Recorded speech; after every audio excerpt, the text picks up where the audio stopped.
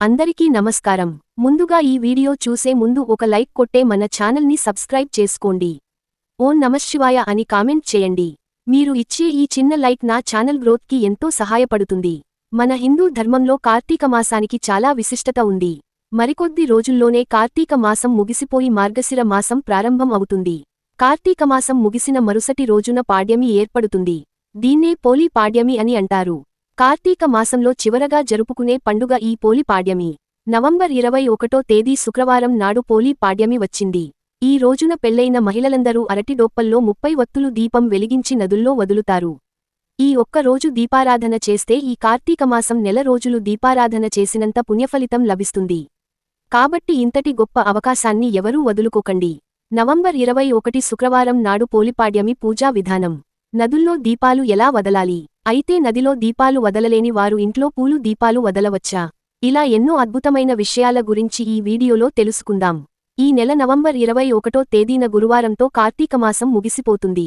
November 22 శుక్రవారం నాడు పోలి పాడ్యమి ఏర్పడుతుంది. ఎంతో శక్తివంతమైన ఈ పోలిపాడ్యమి నాడు ప్రతి ఒక్కరూ తెల్లవారుజామున నిద్రలేచి నదుల్లో దీపాలు వదలాలి. కార్తీక మాసంలో 30 రోజులు ఉంటాయి. కాబట్టి ఈ పోలిపాడ్యమి రోజు అరటి దుప్పల్లో 30 వత్తులు దీపం వెలిగించి నీటిలో వదులుతారు. ఇలా చేయడం ద్వారా కార్తీక మాసం నెల రోజులు శివుడికి దీపారాధన చేసినంత పుణ్య ఫలితం లభిస్తుంది.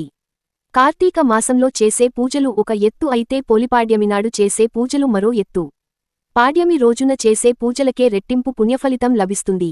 నవంబర్ 21 శుక్రవారం నాడు మధ్యాహ్నం 12:45 వరకు పాడ్యమి తిథి ఉంటుంది. కాబట్టి ఈ సమయంలోనే నదుల్లో దీపాలు వదలాలి. కాబట్టి నవంబర్ 21వ తేదీ శుక్రవారం నాడు స్త్రీలు తెల్లవారుజామున నిద్రలేచి ముందుగా ఇంట్లో దీపం వెలిగించాలి. స్త్రీలు కాళ్లకు పసుపు రాసుకొని కుంకుమ బొట్టు పెట్టుకుని మెడలో నల్లపూసలు ధరించి ముందుగా మీ పూజ గదిలో ఒక చిన్న దీపం వెలిగించి శివునికి పూజ చేయండి. ఆవు నెయ్యితో దీపారాధన చేస్తే చాలా మంచిది. ఈ పోలి పాడ్యమినాడు తెల్లవారుజామునే పూజ గదిలో దీపం వెలిగించి ఓం నమఃశివాయ అనే మంత్రాన్ని 21 సార్లు చదివితే సంపూర్ణ శివానుగ్రహం వెంటనే లభిస్తుంది. అయితే పూజ గదిలో దీపం వెలిగించేటప్పుడు 2 ఒత్తులతో కానీ 5 వత్తులతో కానీ దీపం వెలిగిస్తే సరిపోతుంది. అంతకన్నా ఎక్కువ వత్తులు వెలిగించాలంటే 30 ఒత్తులు కలిపి ఒక గుత్తిలాగా తయారుచేసి ఒక మట్టి ప్రమిదలో ఆవు నెయ్యిని పోసి అందులో 20 వత్తులు వేసి మీ పూజ గదిలో ఉన్న శివుని చిత్రపటానికి ఎదురుగా ఈ దీపం వెలిగించండి. ఇక శివునికి నైవేద్యంగా ఒక చిన్న బెల్లం ముక్కను నివేదించి శివునికి నమస్కారం చేసుకోండి. ఈ విధంగా ఈ పోలిపాడ్యమినాడు ఉదయాన్నే ఇంట్లో దీపారాధన చేసి మీ దగ్గరలో ఏదైనా నది ఉంటే ఆ నది దగ్గరకు వెళ్లి నదిలో దీపాలు వదలాలి. వీటినే పోలి దీపాలు అని అంటారు. శివుని జటాజూటంలో గంగాదేవి కొలువై ఉంటుంది. కాబట్టి ఈ పోలి పాడ్యమి రోజున నదుల్లో దీపాలు వదిలి గంగాదేవికి నమస్కారం చేసుకుంటే ఎన్నో శుభ ఫలితాలు కలుగుతాయి. అయితే నదుల్లో దీపాలు వదిలేటప్పుడు ఎలా పడితే అలా దీపాలు వదలకూడదు. కొన్ని నియమాలు పాటిస్తున్న నదుల్లో దీపాలు వదిలితే శివుని అనుగ్రహంతో భోగభాగ్యాలు అష్టైశ్వర్యాలు కలుగుతాయి. నదుల్లో దీపాలు వదిలేటప్పుడు ముందుగా సూర్యభగవానుడికి ఆద్యం సమర్పించాలి. తూర్పు ముఖంగా నిలబడి సూర్యునికి ఆర్జ్యం సమర్పించండి. సూర్యుడికి అర్జ్యం సమర్పించిన తర్వాతే నీటిలో దీపాలు వదలాలి. ఆ తర్వాత ఒక అరటి దోప్పని తీసుకోండి. అరటి దోప్పను దైవంగా భావించి పసుపు రాసి కుంకుమ బొట్లు పెట్టి పూలతో అలంకరించండి. అయితే మనలో చాలామంది అరటి దోప్ప పైన పువ్వు వత్తులు వెలిగించి నదుల్లో దీపాలు వెలిగిస్తారు. కాని ఈ పోలిపాడ్యమి నాడు 30 ఒత్తులు నువ్వు ఒకటిగా కట్టి ఆవు నెయ్యిలో నానబెట్టి ఆ 30 వత్తులను అరటి దోప్పలో పెట్టి ఆ వత్తులను అగరవత్తితో వెలిగించి నదిలో వదలాలి. నదిలో వదిలిన ఈ దీపాన్ని పోలి దీపం అని అంటారు. ఈ పోలి దీపాన్ని నీటిలో విడిచిన తర్వాత 3 సార్లు దీపాన్ని ముందుకు తోస్తూ నమస్కారం చేసుకోవాలి. ఈ విధంగా నదిలో పోలి దీపాలు వదిలి ₹1 బిళ్లను మీ చేతితో పట్టుకొని మీ మనసులో ఏదైనా కోరుకుంటూ 3 ప్రదక్షిణాలు చేసి ఆ రూపాయి బిళ్లను నదిలో వేయండి. ఇలా చేయడం ద్వారా మీ మనసులో ఉన్న కోరికలన్నీ ఖచ్చితంగా నెరవేరుతాయి. ఇక నదిలో ఉన్న జలాన్ని గంగాదేవితో పోలుస్తూ నదిలో పసుపు కుంకుమలు, పుష్పాలు వేసి నదికి నమస్కారం చేసుకుని నదిలో ఉన్న నీటిని తల పైన చల్లుకోండి. ఈ విధంగా ఈ పోలిపాడ్యమి రోజున మధ్యాహ్నం 12:45 నదుల్లో దీపాలు వదలాలి. అయితే మనలో చాలామంది నది దగ్గరకు వెళ్లి దీపాలు వదలలేరు. అలాంటివారు మీ ఇంట్లో ఉన్న తులసి కోటకు ఎదురుగా పోలి దీపాలు వదలండి. తులసి కోటలో ముక్కోటి దేవతలు నివసిస్తారు. కాబట్టి మీ ఇంట్లో ఉన్న తులసి కోట ముందు నీటితో శుభ్రం చేసి బియ్యం పిండితో ముగ్గు వేసి ఈ ముగ్గు పైన ఒక పెద్ద పళ్ళెం కానీ నీటి ట్రబ్బును కానీ పెట్టుకోండి. మీరు ఏది ఉపయోగించినా సరే అది కొత్తదై ఉండాలి. ముందుగా ఆ పల్లెనికి పసుపు రాసి కుంకుమ బొట్టు పెట్టి పళ్ళెం నిండా నీళ్లు పోయండి. ఆ నీటిలో పసుపు కుంకుమలు గంధం పొడి పుష్పాలు అలాగే రూపాయి నాణేలు కూడా వేసి అరటి దుప్పల్లో 30 ఒత్తులు దీపం వెలిగించి ఆ నీటిలో వదలండి. పళ్ళెంలో ఉన్న నీటిని తల పైన చల్లుకొని 3 ప్రదక్షిణాలు చేయండి. ఈ దీపాలు కొండెక్కిన తర్వాత ఆ పళ్ళెంలో ఉన్న నీటిని ఏదైనా చెట్టు దగ్గర పోయండి. అయితే మనలో చాలామందికి అరటి దుప్పలు కూడా అందుబాటులో ఉండకపోవచ్చు. అలాంటివారు కొబ్బరి చిప్పల్లో 30 ఒత్తులు వెలిగించి నీటిలో వదలవచ్చు.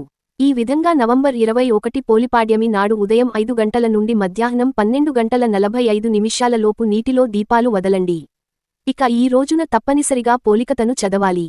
పోలికథను చదివిన లేదా విన్నాసర ఎంతో పుణ్య ఫలితం లభిస్తుంది.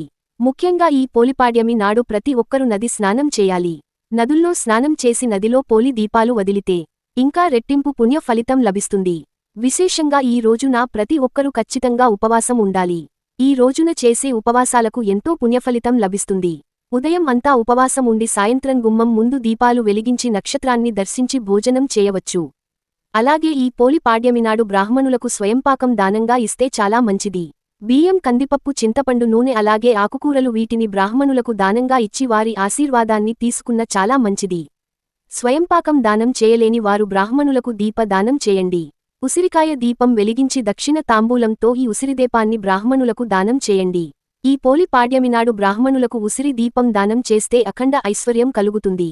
ఇక సాయంత్రం 6 దాటిన తర్వాత మీ దగ్గరలో ఉన్న శివాలయానికి వెళ్లి శివాలయంలో ఉన్న ధ్వజస్తంభం దగ్గర 365 వత్తులతో దీపం వెలిగించి శివుడిని దర్శించుకుంటే చాలా మంచిది. లేదా 2 మట్టి దీపాలు వెలిగించిన ఎంతో పుణ్యఫలితం లభిస్తుంది. అదేవిధంగా ఈ పోలి పాడ్యమి నాడు ఉసిరి చెట్టు కింద ఉసిరి దీపం వెలిగించిన విపరీతమైన లక్ష్మీ కటాక్షం సిద్ధిస్తుంది. అదేవిధంగా ఈ పోలి పాడ్యము నాడు శివాలయాల్లో నారికేల దీపం కూడా వెలిగించవచ్చు. అలాగే ఈ పోలిపాడ్యమినాడు శివాలయంలో ఉన్న నందికొమ్ములు మధ్య నుండి శివుడిని దర్శించుకొని నందిచెవులో మీ కోరికలు చెప్పుకుంటే ఎలాంటి కోరిక అయినా వెంటనే నెరవేరుతుంది. శివుడు అభిషేక ప్రియుడు కాబట్టి ఈ పోలిపాడ్యమినాడు చెముడు నీటితో శివలింగానికి అభిషేకం చేసిన ఆ పరమేశ్వరుడు ఎంతో మురిసిపోయి కోరిన కోరికలను వెంటనే నెరవేరుస్తాడు. బిల్వదలాలంటే శివునికి చాలా ప్రీతికరమైనవి. కాబట్టి ఒక్క బిల్వదలం మీకు అందుబాటులో ఉన్న శివలింగం పైన విలువదలం పెట్టి నమస్కారం చేసుకుంటే శివయ్య చల్లని చూపు మీ కుటుంబంపై పడుతుంది. ఇక ఎవరైతే అప్పులు సమస్యలతో ఇబ్బంది పడుతున్నారో అలాంటివారు ఈ పోలిపాడ్యమినాడు రావి చెట్టు కింద నీ దీపం వెలిగించి ప్రదక్షిణాలు చేస్తే అప్పులు సమస్యలన్నీ వెంటనే తీరిపోతాయి. ఇక ఈ రోజున చేసే దానధర్మాలకు చాలా పుణ్యఫలితం లభిస్తుంది. ఈ విధంగా నవంబర్ 21వ తేదీన శుక్రవారం నాడు నదుల్లో పోలి దీపాలు వదిలి ఉదయం అంతా ఉపవాసం ఉండి శివాలయంలో దీపాలు వెలిగించి శివుడిని స్మరించుకుంటే కొన్ని వేల రెట్లు పుణ్య ఫలితం లభిస్తుంది.